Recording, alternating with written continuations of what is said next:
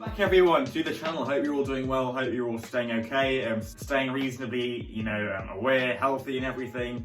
And today we're back on the channel with another video. Now today, as you can see, we're still in this location. Yeah, we were gonna move back to the original location for filming, but it's still not looking quite as good as it should really be looking. And this is a pretty good location overall in terms of cleanliness behind me.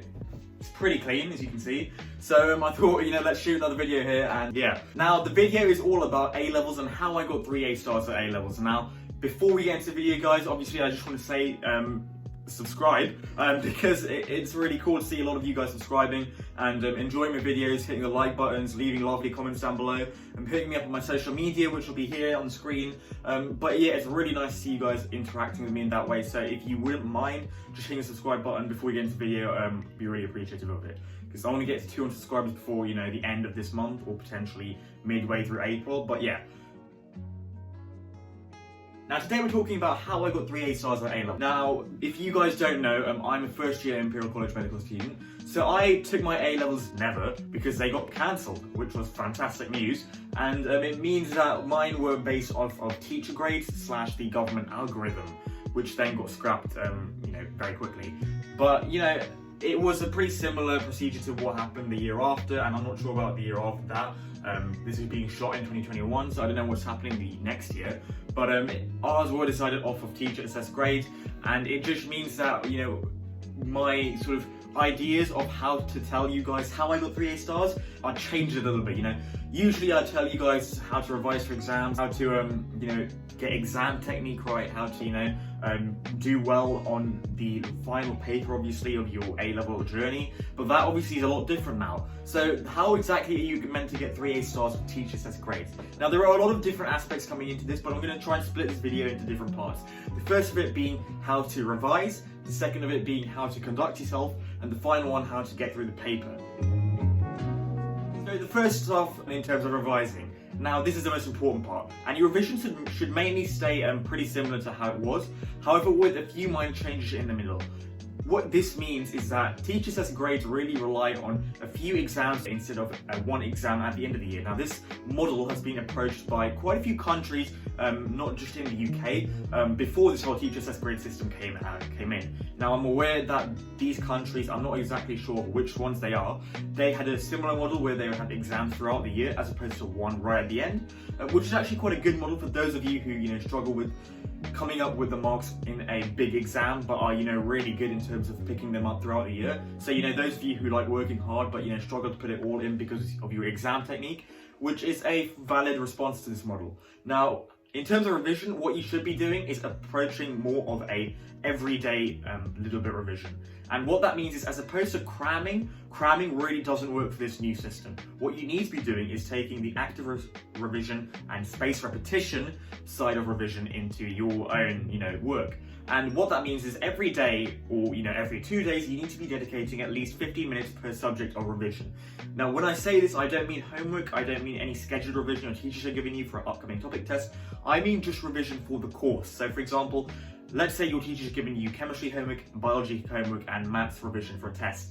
Now your 15 minutes of revision per subject shouldn't be 15 minutes of revision that includes any of the homework or any of the revision for an upcoming test. It should be revision for yourself. So any catch-up work you need to do, any sort of revision for a topic that you did a few weeks ago but you've forgotten a little bit, anything like that.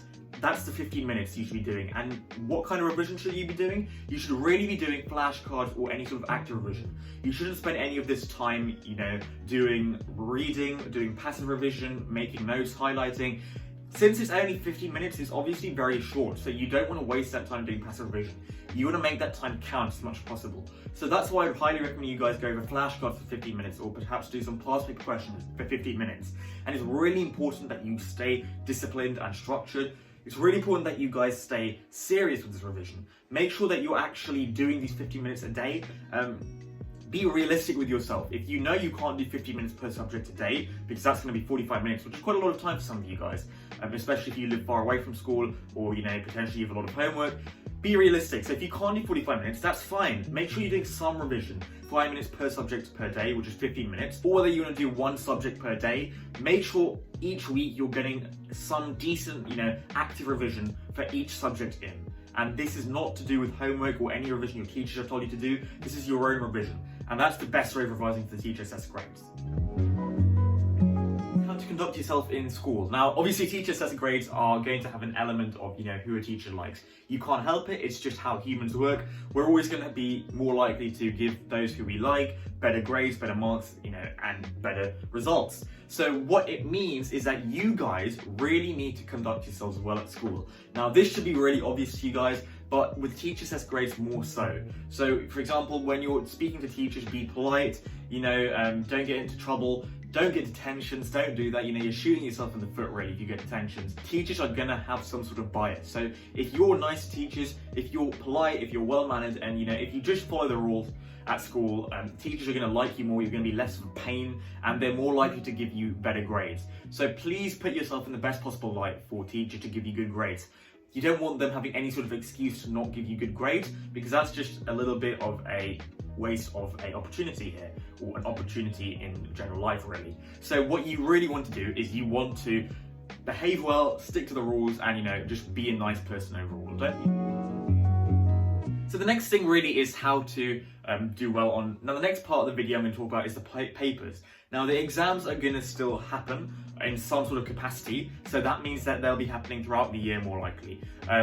Now that means that they'll be happening, in spaced sort of repetition sort of weeks. Now what this means is, for teacher assessed grades, they're going to look at pieces of work that you do throughout the year. Now that might not be a test per se, it could be pieces of homework, it could be assessments, it could be quizzes, but they'll put them every week or so, and then they'll monitor how well you're doing in each of those weeks, and then they'll take those marks and use that for a final grade. Now what that means is the exam technique is going to be vastly different.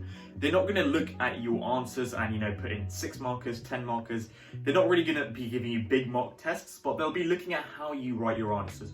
They won't be looking, for mark scheme answers. They'll more be looking at how you think and how you apply.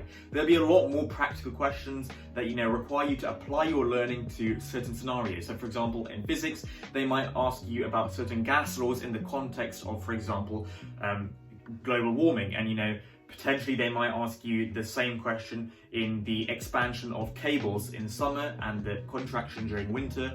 Now that obviously applies to some sort of gas law and solids, liquids and gases, but it's not a question that's going to be theoretical, it's going to be practical in a sense.